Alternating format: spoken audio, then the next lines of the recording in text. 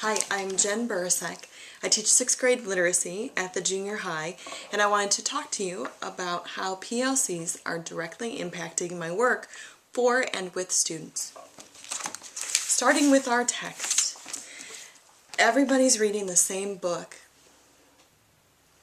to get baseline information about PLCs, what they are, how they work, and how we can make them work for us. We were taking 2 chapters at a time, but based on feedback, we decided that 1 chapter at a time is going to be better. We can take our time and get into deeper conversation, which will serve us well. Much like the work that we do with students, when students aren't being able to make sense of things, or we're needing to spend more time in a topic because we took it in a little bit of a different direction, we're doing that.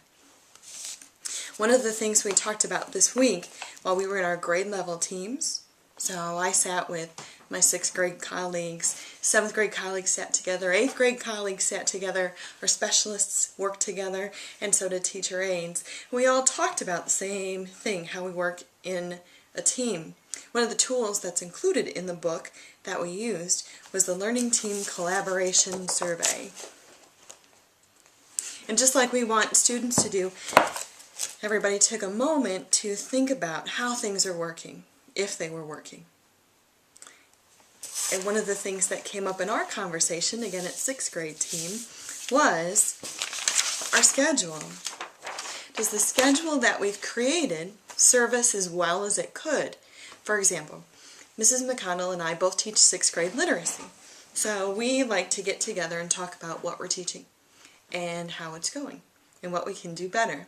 We used to have those conversations on Mondays, which was fine, but then we stopped and thought, why don't we meet on Friday so we have a little more time to think about what's coming instead of what's coming so quickly. Another thing that's proving to be helpful is this form. Mr. Jonak and Ms. Quattrone shared it with us. It's a peer observation form.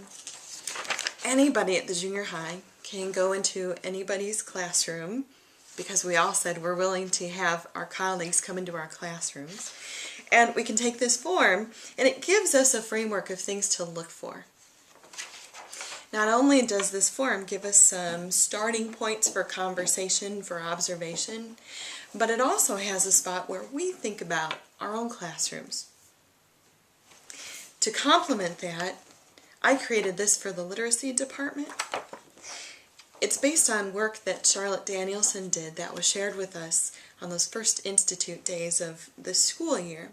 It's a framework, a guide for having a professional conversation. This reminds me of work that I do with students. Very often they're able to get started on something, they think they know what to do, but having a guide ensures that they can start a process and really get something out of it. So these tools can help me. Maybe I'll go into Mrs. Riley's room and see what she's doing and see that it's really working for her students and bring that back to my own classroom. And that can really improve student learning. This last one is my favorite. Lots of times we have students annotate text, and I say, use your sticky notes to question, to connect, to predict, to visualize. And that works just fine. But what about when we have students reading informational text? That's huge, and it's huge for Common Core. These are some annotation codes that we were given when we started to read our first few chapters of our PLC book. And we liked it so much and found it useful that we took it, changed it a little bit, made it a little more kid-friendly, and laminated them so we can use them in the classroom and we can share these between classrooms. This is great, especially for informational text, because it can give us a starting point for having a discussion. Because not only do we want our students to read, we want them to understand and push beyond a general understanding of what they read. As the weeks go by, we're going to finish up the book, and we're going to get deeper into conversations about what's going on in the classroom, what's working and how do we know, what doesn't work and how can we fix it. I'm excited to be on this journey with my colleagues. And I'm excited that school is more than just a place where students learn. It's a place where the teachers are learning too. Stay tuned to the blog for more information, and thanks for visiting.